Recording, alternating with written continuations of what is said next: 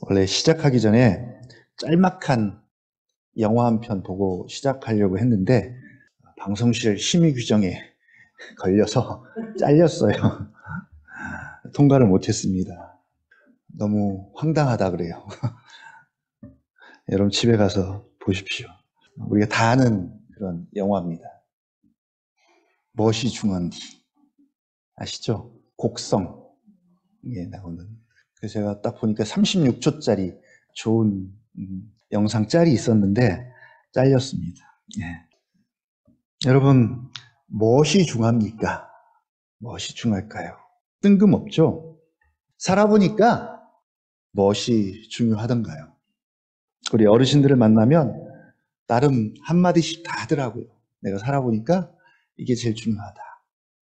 아이고 목사님, 내일 모레가 수능인데 무슨 소리 하세요? 수능을 앞둔 당사자들한테는 이것보다 더 중요한 게 어디 있겠어요. 이게 얼마나 중요하면 출근 시간도 다 딜레이 시키고 심지어 항공기도 그 시간은 멈춥니다. 그렇죠?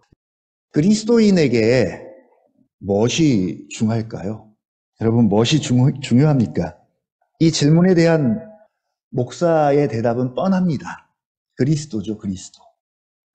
그리스도인에게 그리스도가 가장 중요합니다. 오늘 찬송가 94장 가사 내용하고 똑같습니다.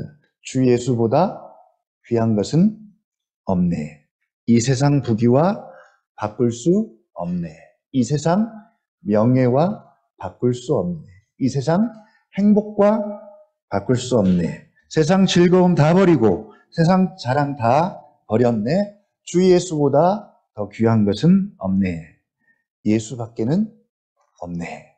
아멘입니까, 여러분? 그리스도의 존재, 그리스도의 인격, 그분의 말씀, 그분의 사역, 그분이 하신 일, 한마디로 그리스도를 아는 지식. 이것이 가장 중요하고 본질적으로 중요하기 때문에 평생 이 싸움하고 여기에 올인하는 겁니다. 그런 면에서 오늘 요한복음 17장은 중요합니다. 예수님의 기도입니다. 단순한 기도가 아니라 예수님의 존재와 그리고 사역이 뭔지를 명확하게 보여주는 기도입니다. 뿐만 아니라 이 기도가 중요한 이유는 바로 우리에 대해서 말하고 있기 때문입니다. 이 시대를 살아가는 우리에 대해서 우리가 누구이고 어떤 류의 사람이고 어떤 위치에 있고 어떤 삶을 살아가야 하는지에 대해서 말씀하고 있기 때문에 우리가 여기서 최대한 많은 것들을 우리가 생각을 해봐야 합니다. 주님은 지금 그들에 대해서 기도합니다. 9절 같이 한번 다시 읽어볼게요. 시작. 내가 그들을 위하여 비옵나니 내가 비옵는 것은 세상을 위함이 아니요 내게 주신 자들을 위함이니이다. 그들은 아버지의 것이로소이다. 2절 그들은 누구입니까? 그들 아버지께서 아들에게 주신 사람들입니다. 왜 아들에게 주셨죠? 영생을 주게 하시려고. 그리고 4절에서 아버지께서 내게 하라고 주신 그 일을 이루었대요.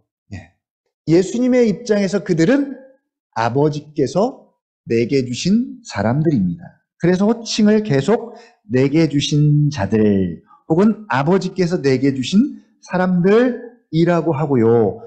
그래서 우리는 그들을 그리스도인이라고 말합니다. 그리스도인. 뿐만 아니라 그들은 아버지의 것이래요. 하나님 아버지의 소유입니다. 그러니까 그들은 제자들은 그리스도의 것, 그리스도 안에 있는 그리스도인과 동시에 하나님 아버지의 소유, 하나님 아버지의 백성 혹은 하나님의 자녀라고 부르기도 합니다. 이렇게 계속 그들이 누구인지에 대해서 그들의 신분과 위치를 강조하고 있는데 이유는 바로 뭐예요? 무엇이 중요한지. 이것 때문입니다. 무엇이 중요한지. 무엇이 중요한가 때문입니다. 이게 없으면, 이걸 모르면, 이게 무너지면 무늬만 그리스도인, 무늬만 교회가 되고 짠맛 없는 소금 혹은 어둠을 밝힐 수 없는 빛이 되는 거죠. 주님도 그렇지만 성경의 거의 대부분이 바로 이 정체성에 대한 말씀에 가장 큰 비중을 두고 있고요. 성령님께서 오셔서 제자들을 새롭게 하실 때 무슨 은사나 능력이나 이런 것들이 조금은 두드러지게 보이지만 오히려 그런 것보다도 자신들이 누구인지를 그리스도와의 관계 속에서 정확하게 인식하게 됩니다. 그래서 편지를 쓸 때마다 항상 앞에 그걸 먼저 강조하죠. 하나님과 주 예수 그리스도의 종 야고보는, 예수 그리스도의 사도 베드로는, 예수 그리스도의 종이요 야고보의 형제 유다는, 이렇게 자신을 그리스도와의 관계 속에서 자신이 어떤 위치에 있는지, 신분인지를 밝힙니다. 자, 그리고 이제 그들에 대해서 하신 말씀 10절이었죠. 지난주 말씀입니다. 10절 같이 한번 읽어보죠. 시작. 내 것은 다 아버지의 것이요 아버지의 것은 내 것이온데 내가 그들로 말미암아 영광을 받았나이다. 우리가 보기에는 제자들이 무슨 영광을 돌린 적이 없는데 아직 갈 길이 멀고 사도행전쯤 가야 영광을 돌렸다고 할 수 있을 것 같은데 이미 내가 그들로 말미암아 영광을 받았나이다 라고 하십니다. 자, 제자들 듣기 좋으라고 그냥 한 말일까요? 지금 주님이 하나님 아버지께 하는 말씀입니다. 기도입니다.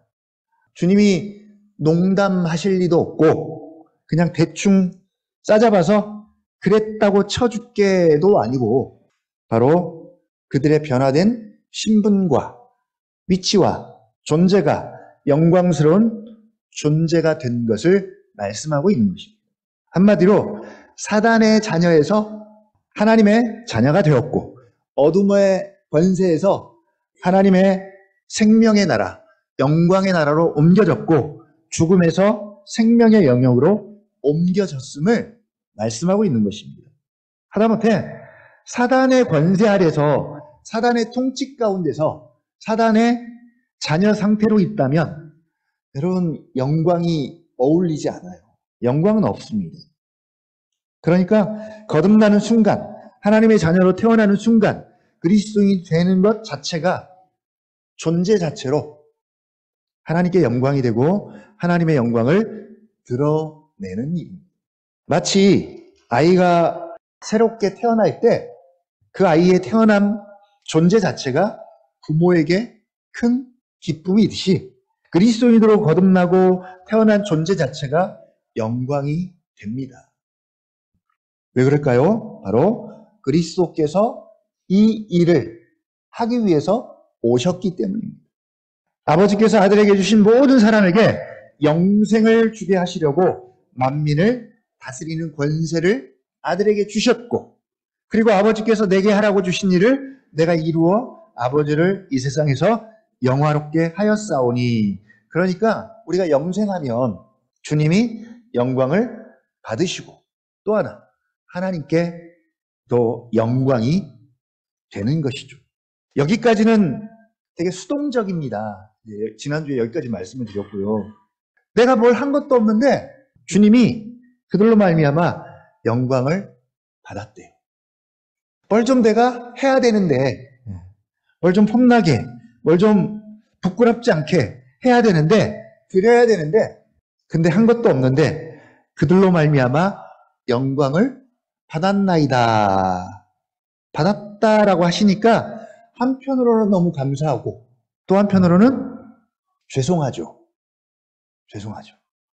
근데요, 제가 뭘 하려고 해도 형편이 여의치가 않네요.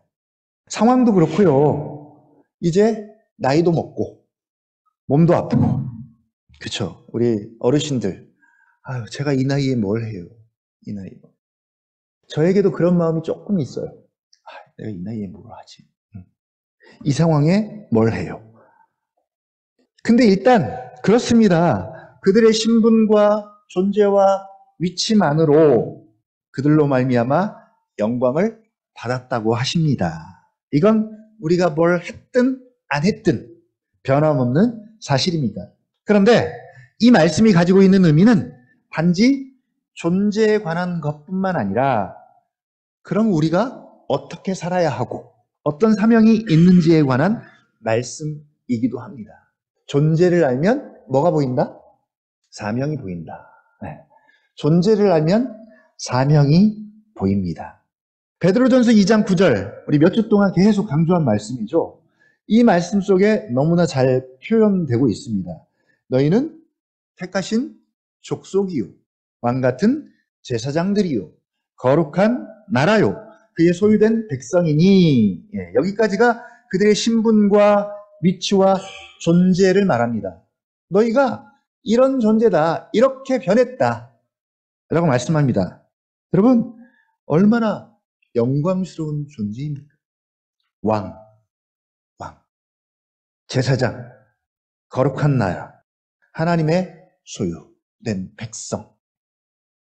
이 말씀과 관련해서 어떤 에피소드가 제가 들은 에피소드가 생각이 나는데, 어느 신혼 부부가 너무너무 가난해가지고 먹을 게 없어가지고 주식으로 고구마를 먹었대요. 뭐 요즘 사람들은 일부러 살 빼려고 고구마를 먹는데, 그분들은 먹을 게 없어서 고구마를 먹고 있는데, 근데 고구마를 먹으면서 너무 비참하고 그런 생각이 막 들었는데 문득 이 말씀이 생각이 났대요.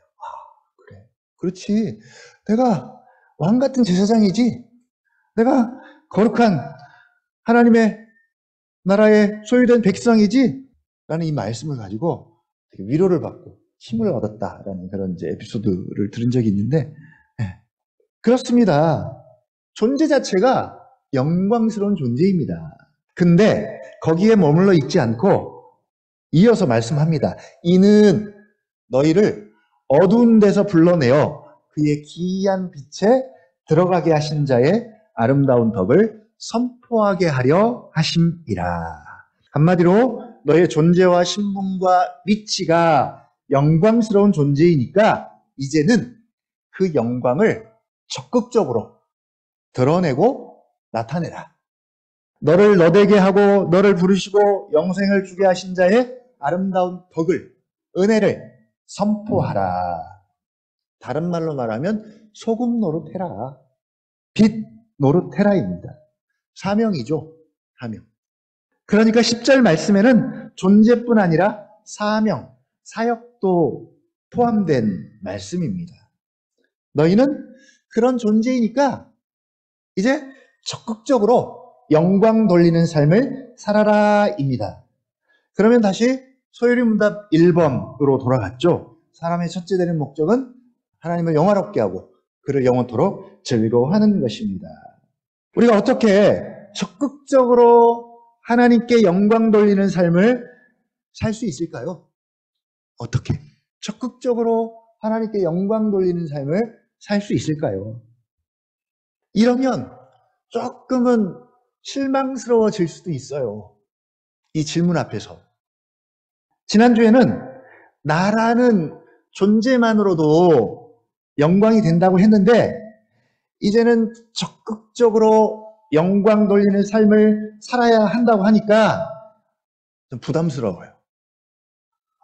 나는 이제 몸도 안 좋고 상황도 여의치 않고 시간도 그렇고 경제적으로도 여유가 없는데 내 한 몸, 우리 집 건사하기도 힘든데 어떻게 적극적으로 영광 돌리는 삶을 살 수 있을까요? 교회 갔더니 자꾸 목사님이 영광 돌리는 삶을 살래요. 이게 또 스트레스가 될 수 있어요. 다른 분들은 동의를 안 하시는데 저희 집사람 뒤에서 맞아요. 근데 분명한 사실은 우리의 첫째 되는 목적은 하나님을 영화롭게 하고 그를 영원토록 즐거워하는 것입니다. 우리는 이것을 위해서 부름을 받았고요. 이것이 우리의 사명이자 사역입니다. 심지어 우리의 사역뿐만 아니라 예수님도 1절부터 5절까지 이 말씀을 계속하셨어요. 아버지를 영화롭게 하는 것을 자신의 가장 중요한 관심사임을 이 기도를 통해서 분명히 우리에게 보여주셨습니다. 어떻게 우리가 주님을 영화롭게 하고 주님께 영광을 돌릴 수 있나요? 이러면 우리는 대번에 우리의 존재와 우리의 신분과 위치를 박차고 나가서 어떤 일, 어떤 행동, 어떤 액션, 어떤 활동이나 doing을 먼저 생각하게 됩니다. 예를 들면 우리가 선교지를 위해서 기도하는 선교지 가운데 인도네시아 김하늘 추소망 선교사님의 기도 제목 가운데 하나가 뭐예요? 선교센터, 소망선교센터 건축입니다. 이 소망센터가, 선교센터가 잘 지어져서 어떻게 해요? 하나님께 영광을 돌렸으면 좋겠다. 하나님께 영광이 되었으면 좋겠다. 하나님의 영광을 드러내고 나타나는 센터가 되게 해달라고 이제 그 기도 제목이 있어요. 그러니까 우리가 기본적으로 적극적으로 영광을 돌리기 위해서는 이렇게 뭔가를 하든지 뭔가를 짓든지 뭔가 업적을 남겨야 돼요. 해야 합니다. 그러기는 합니다. 부패한 곳에 가야 소금의 가치가 드러나고 어두운 곳에 가야 빛의 진가가 드러납니다. 그런 면에서는 어둠 골짝 빈들에도 복음 들고 찾아가야 합니다. 이거 신대원에서 가장 많이 불렀던 찬양들이 이 찬양이에요. 1학년 때는 이 찬양 많이 불러요. 그래도 3학년 때 가면 잘 안 부르게 돼요. 현실을 알게 됩니다. 그러나 성경이 더 강조하는 방식은 그 존재와 신분과 위치, 이걸 종합해서 한마디로 정체성이라고 불러요. 정체성이라고 부릅니다. 자, 여기에 더 주목해서 더 확실해지고 더 커져서 더 자라서 강해지면 거기서 본능적으로 드러나고 나타나는 것들이 있다는 것입니다. 그걸 이렇게 표현하죠. 아우라. 자기가 뭐 한 것도 없는데 아우라가 드러난다 그러죠. 그러니까 배우들 중에 한 40년, 50년 그 업계에서 나름대로 굉장히 충실하고 신실하게 하면 막 요란하지 않아도 사람들이 그 사람을 보면 진짜 배우다 라고 얘기하는 거죠. 아우라죠. 아우라가 드러납니다. 우리가 영생을 하나님의 생명, 그리스도의 생명이라고 말을 했습니다. 영생은 다른 게 아니라 하나님의 생명이 우리 안에 들어와 있는 거예요. 그리스도의 생명이 우리의 영혼 속에 들어와 있는 것을 말합니다. 그리고 이 생명이 자라가요. 점점 자라갑니다. 자라면 자랄수록 이 생명의 특징들이 필연적으로 나타납니다. 처음에는 씨의 형태를 갖췄어요. 씨. 그 씨 안에 생명이 들어있어요. 근데 씨들이 거의 다 비슷해요. 그래서 사실은 어떤 생명인지 잘 몰라요. 비슷합니다.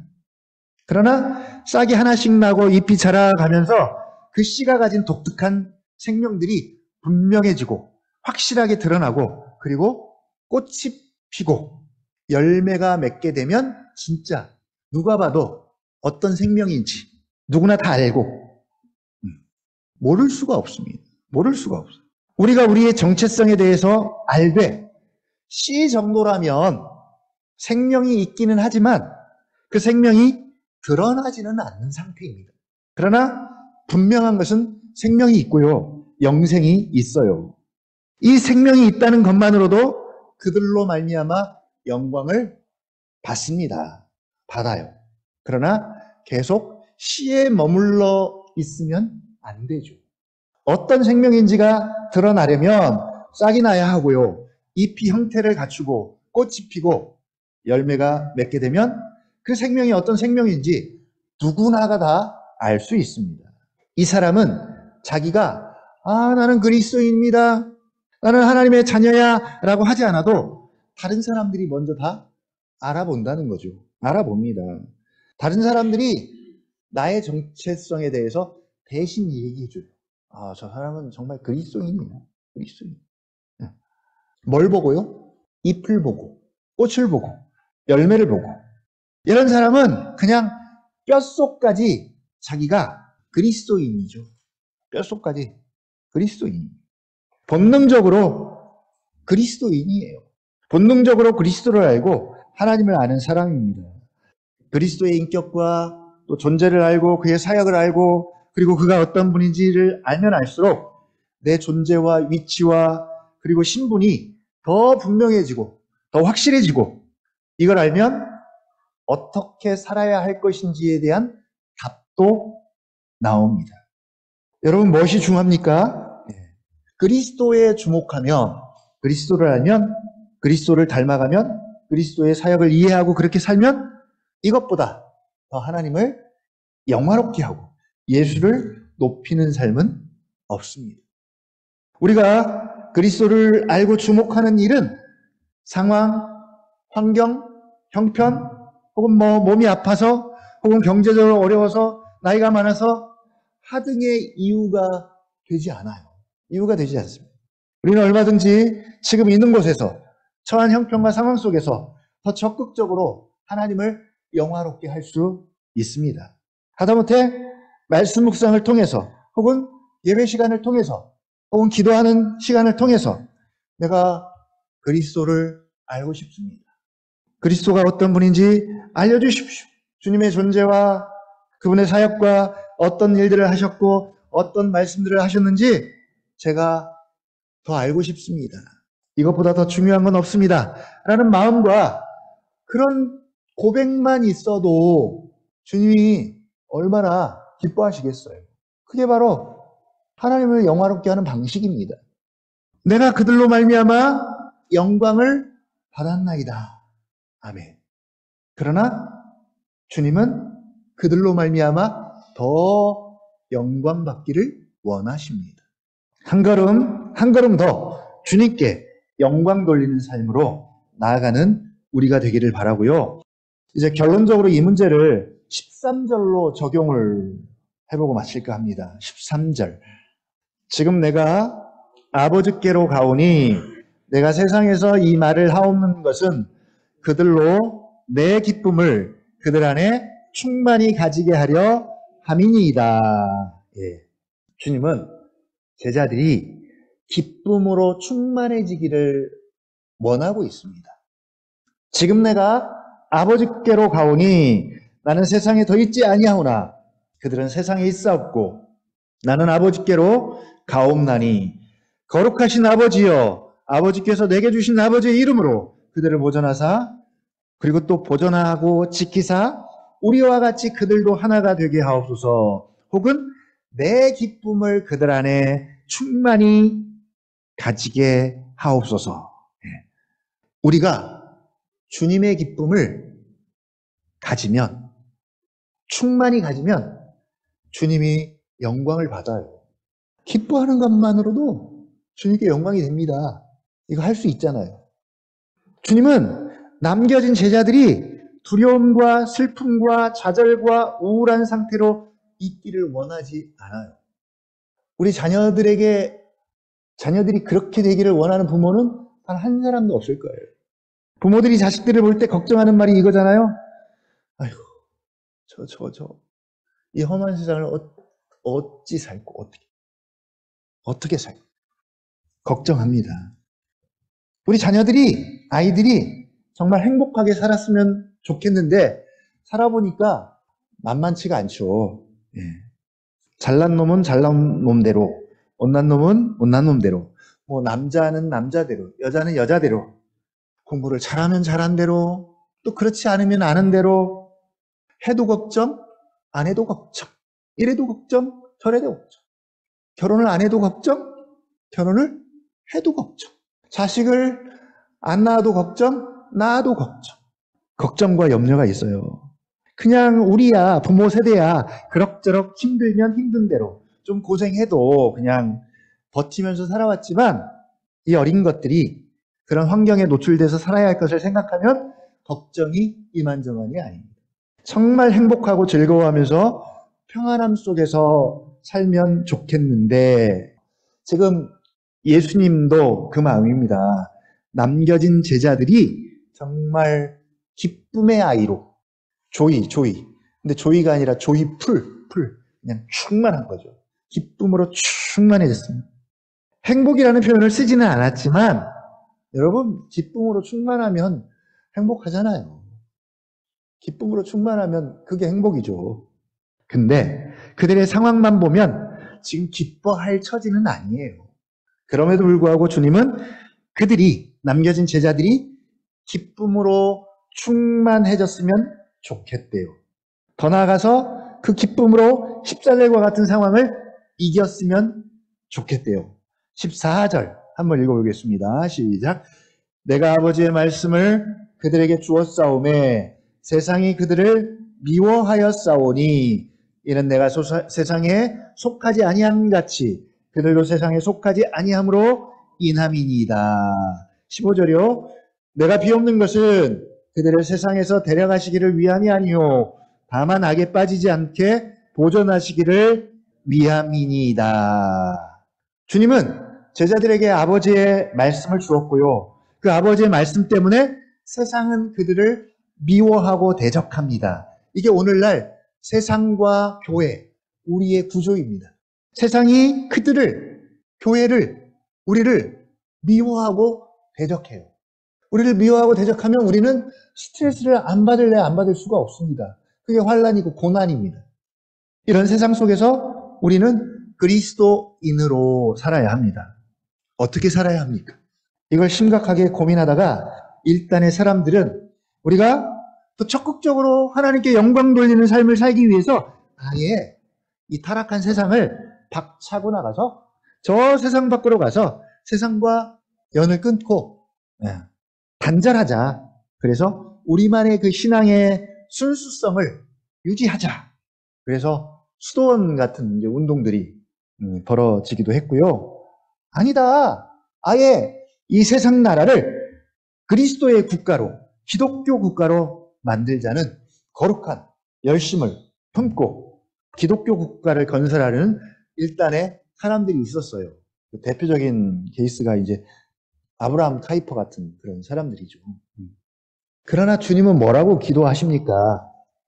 내가 비옵는 것은 그들을 세상에서 데려가시기를 위함이 아니오 다만 악에 빠지지 않게 보존하시기를 위함이니이다. 내가 세상에 속하지 아니함 같이 그들도 세상에 속하지 아니하였사옵나이다. 이게 세상 속에서 그들, 교회의 위치입니다. 세상에 존재하지만 세상에 속하지 않은, 제일 어렵죠. 어려워요. 차라리 양극단이 쉬워요. 정치도 그렇고 뭐도 그렇고 양극단이 쉬워요. 가운데가 어려워요. 중심 잡기가 어렵습니다. 균형 잡기가 정말 어려워요. 우리의 지성도 우리의 인격도 지정의가 균형 잡기가 되게 어려워요. 그래서 보편적으로는 한쪽으로 쏠립니다. 한쪽으로 쏠리게 되면 또라이가 됩니다. 또라이라고 하죠. 상대하기가 어려워져. 너무 극단적이니까. 사람이 극단적이면 상대하기가 어렵습니다. 근데 양극단이 쉬워요. 이런 구조 속에서 좌로나 우로나 치우치지 않고 그리스도인으로 영생을 소유한 자로 하나님의 생명과 그리스도의 생명을 살아내야 하는데 그 하나님의 생명, 그리스도의 생명의 특성이 뭡니까? 기억나시나요? 하나님의 생명, 그리스도의 생명의 특성. 성령의 9가지 열매. 이거 은사 아닙니다. 이렇게 사람들이 종종 이거를 은사라고 생각해요. 왜냐하면 성령께서 주시는 그 열매이기 때문에 은사로 접근하는데 은사 아닙니다. 은사라고 치면 우리에겐 책임이 없는 거예요. 안 주셨잖아요. 저 은사 안 주셨잖아요. 이렇게 우리가 해명할 거 아니에요? 물론 성령님께서 우리 안에서 맺는 열매이지만 은사로 접근하면 안 되죠. 성령의 9가지 열매, 사랑, 희락, 화평, 오래 참음, 자비, 양선, 충성, 온유, 절제. 이런 것들이 있습니다. 이게 그리스도의 생명이자 생명의 특성이자 성품입니다. 그리스도인으로서 그리스도를 닮아가고 그리스도의 생명이 드러나고 나타나는 것은 바로 이런 특징들이 더 두드러져서 한마디로 세상이 우리를 알아본다는 거죠. 우리를 알아보는 거예요. 오늘 예수님은 그 중에서도 희락, 기쁨에 대해서 말씀하고 있습니다. 자신을 따르는 제자들이 정말 기쁨으로 충만해졌으면 좋겠다입니다. 여러분, 기쁨이 뭔지 아시죠? 기쁨. 이 기쁨은 정서적인 영역입니다. 이건 지성과 지식으로 설명할 게 아니라 이건 정서적으로 본능적으로 우리가 다 아는 거예요. 기쁨. 저도 더 이상 이거 설명할 수는 없어요. 그러나 우리가 기쁨이 뭔지는 알아요, 다. 아이고, 이 나이에 제가 기쁠 일이 뭐 있나요? 그렇게 말하면 이 기쁨은 그럼 아이들만의 몫인가? 아이들만의 몫인가? 네. 우리가 나이가 들면 육체가 연약해지고 고장나면 여러분 기쁠 일이 없을까요? 더 많이 소유하면 할수록 기쁨도 거기에 비례할까요? 기독교는 슬픔과 우울함과 침울한 종교가 절대 아니죠. 아닙니다. 부활은 죽음으로부터의 승리를 상징합니다. 승리는 환희와 기쁨을 동반합니다. 반드시 동반합니다. 영원한 죽음으로부터 다시 살아나고 죽음의 문제를 해결하는 것보다 더 적극적으로 영원한 생명을 사는 것보다 더 기쁠 일이 여러분 어디 있겠어요? 그러나 더 우리가 성숙하고 성장하면 주님의 얼굴을 보고 그와 교제하는 기쁨이 물론 이 세상에서 가장 큰 기쁨이 되겠죠. 우린 거기까지 가야 합니다. 어쨌든 기독교의 진리는 예수 그리스도를 아는 지식과 유일하신 참 하나님을 아는 지식은 반드시 기쁨을 불러옵니다. 예수님을 알았는데 그리스도를 아는 지식이 점점 자라가는데 더 괴로워요. 이런 일은 일어나지 않아요. 오히려 반드시 기쁨이 동반합니다. 알면 알수록 기뻐하지 않을 수가 없어요. 이 기쁨은 여러분 어떤 기쁨입니까? 오늘 예수님도 그렇게 말씀하십니다. 내 기쁨입니다. 내 기쁨. 내 기쁨을 그들 안에 충만히 가졌으면 좋겠다입니다. 내 기쁨. 육체적인 어떤 것으로부터 오는 혹은 세상에서 얻는 혹은 물리적이고 상황과 환경이나 혹은 뭔가를 소유해서 얻는 혹은 일이 잘 돼서 얻는 혹은 점수를 잘 받아서 얻는 그런 기쁨이 아니고 물론 그것도 기쁨이에요. 그것도 기쁨이지만 여기서 말하는 기쁨은 그런 기쁨이 아니라 내 기쁨, 주님으로 말미암은 기쁨입니다. 내가 내 육체와 내 소유와 내 물리적인 것들로 만들어내는 기쁨이 아니라 주시는 기쁨이고 성령님께서 산출하시는 기쁨입니다. 이 기쁨이 얼마나 크고 강하냐면 그들이 세상의 미움이나 환난을 충분히 이겨낼 만큼 강한 기쁨이래요. 16장 20절 한번 같이 읽어보겠습니다.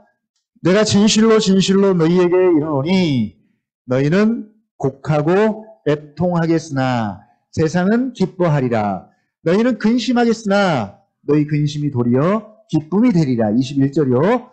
여자가 해산하게 되면 그때가 이르렀으므로 근심하나 아기를 낳으면 세상에 사람 난 기쁨으로 말미암아 그 고통을 다시 기억하지 아니하느니라. 그리고 22절까지 읽습니다. 시작. 지금은 너희가 근심하나 내가 다시 너희를 보리니 너희 마음이 기쁠 것이요 너희 기쁨을 빼앗을 자가 없으리라. 예수님께서 승천하신 후 성령을 부어주신 후의 모습입니다. 21절 해산의 고통과 출산의 기쁨을 빗대어 말씀하고 계시는데 우리 여성분들은 남성분들보다 이 말씀을 훨씬 잘 이해할 것 같아요. 그렇죠? 첫째 낳을 때 너무 고통스러워서 나 두 번 다시 아이 안 낳을 거야 했는데 어때요?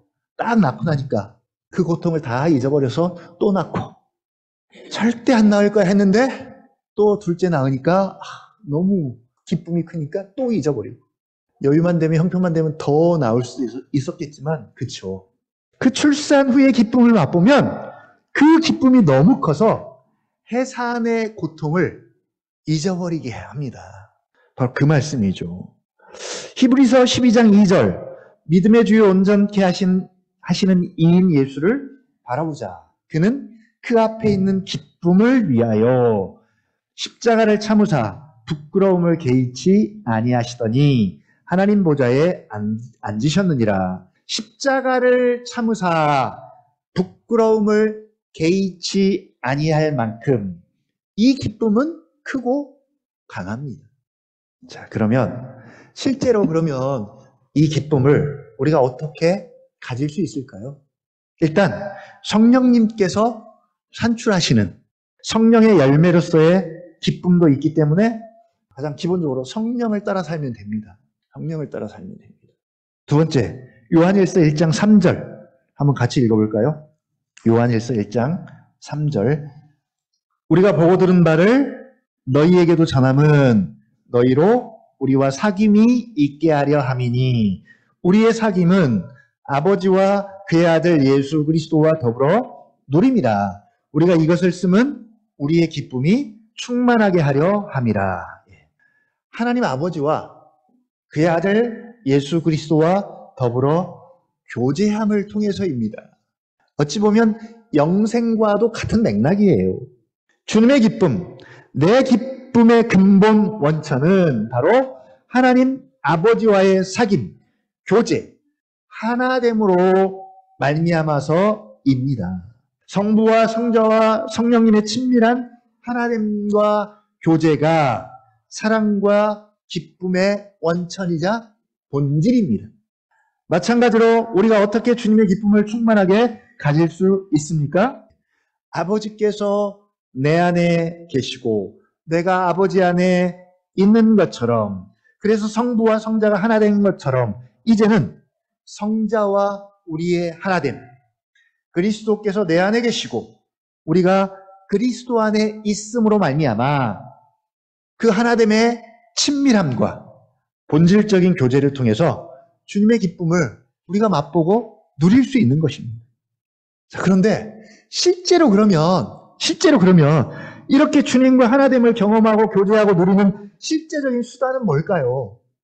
사실 우리가 기대하는 건 뭐냐면 그냥 예배를 드리면 자동으로 그냥 기쁨이 주유소에 가서 채워지는 것처럼 찬양할 때 그냥 기쁨이 그냥 자동으로 이렇게 탁탁 되면 얼마나 좋겠어요. 자동으로. 예배를 드리고 나갈 때는 기쁨이 충만하게 만땅이 돼서 딱 하면 얼마나 좋겠어요. 자동으로. 그런가요, 여러분? 그런가요? 그렇지 않습니다. 그런 식으로 기쁨을 소유하고 사랑으로 충만해질 수만 있다면 예수 믿는 게 너무 쉽죠. 그냥 교회만 들어오면 자동으로 그렇게 되니까. 그렇지 않습니다. 오늘 13절에서 말씀하고 있습니다. 실제로 이렇게 주님과 하나됨을 경험하고 교제하고 누리는 기쁨으로 충만해질 수 있는 수단이 뭐냐? 13절 뭐예요?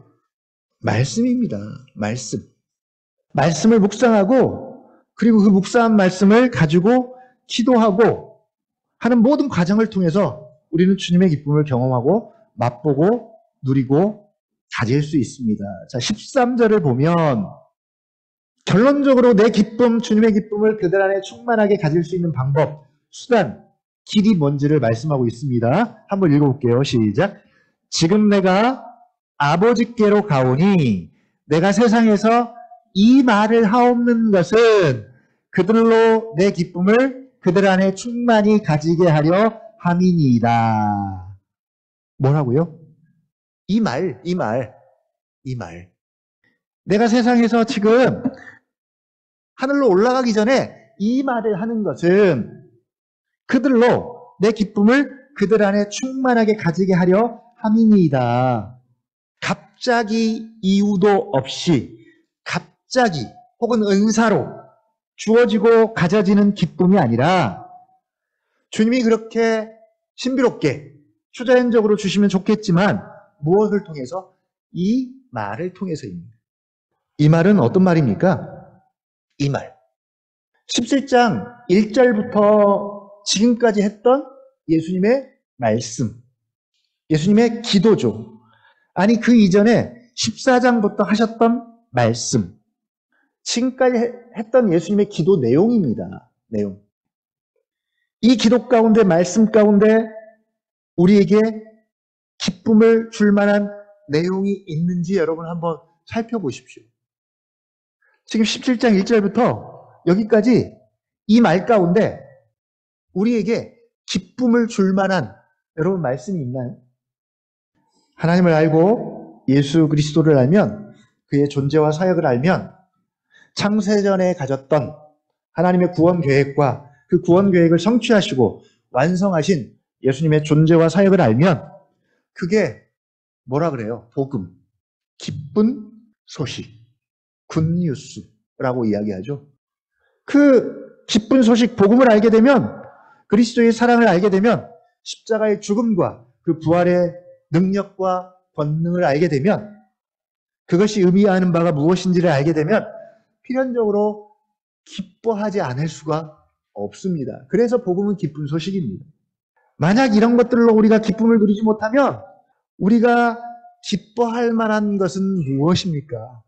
여러분, 무엇으로 지금 기뻐하세요? 어디로부터 기쁨을 찾고 누리고 계십니까? 이 말입니다. 이 말. 여호와의 율법은 완전하여 영혼을 소성시키시며 여호와의 증거는 확실하여 우둔한 자를 지혜롭게 하며 여호와의 교훈은 정직하여 마음을 기쁘게 하고 여호와의 계명은 순결하여 눈을 밝게 하시도다. 복 있는 사람은 어떤 사람입니까? 소극적으로는 악인들의 꾀를 따르지 아니하고 죄인들의 길에 서지 아니하고 오만한 자들의 자리에 앉지 하며 적극적으로는 뭐예요? 오직 여호와의 율법을 즐거워하며 그의 율법을 주야로 묵상하는도다. 로마서 5장 1절, 그러므로 우리가 믿음으로 말미암아 의롭다 하심을 받았으니 우리 주 예수 그리스도로 말미암아 하나님과 더불어 화평을 누리자. 또한 그로 말미암아 이 믿음으로 서 있는 이 은혜에 들어감을 얻었으며 하나님의 영광을 바라고 즐거워하느니라. 다만 여기서 끝이 아니라, 이뿐 아니라 이제는 우리가 환난 중에서도 즐거워하나니, 기뻐하나니, 이는 환난은 인내를, 인내는 연단을, 연단은 소망을 이루는 줄 알미라. 여기서 끝이 아니라 11절, 5장 11절, 그뿐 아니라 이제 우리로 화목하게 하신 우리 주 예수 그리스도로 말미암아 하나님 안에서 또한 즐거워하느니라. 네. 이렇게 즐거움이 많습니다. 이게 칭의의 결과로 바울이 한 말이에요. 칭의의 결과로 실제로 우리가 삶의 현장에서 누릴 수 있는 즐거움에 대해서 바울이 이야기하는 겁니다. 오직 여호와의 이 말을 즐거워하여 주야로 묵상하기를 원합니다. 그러면 내 기쁨을 그들 안에 충만하게 부어 주실 거예요. 뿐만 아니라 우리가 기뻐할 수 있는 또 하나의 이유는 바로 주님의 기도 때문입니다. 이 기도는 제자들만을 위한 기도가 아니라 지금 우리를 위해서도 해당이 됩니다. 우리의 시간으로는 이 기도가 언제 한 기도예요? 과거에 2000년 전에 한 기도입니다. 그러나 주님은 어떤 분이시죠? 시간과 공간을 초월하신 분이에요. 그러니까 주님에게는 시간이 2000년의 시간이 아니라 주님에게는 지금입니다. 지금.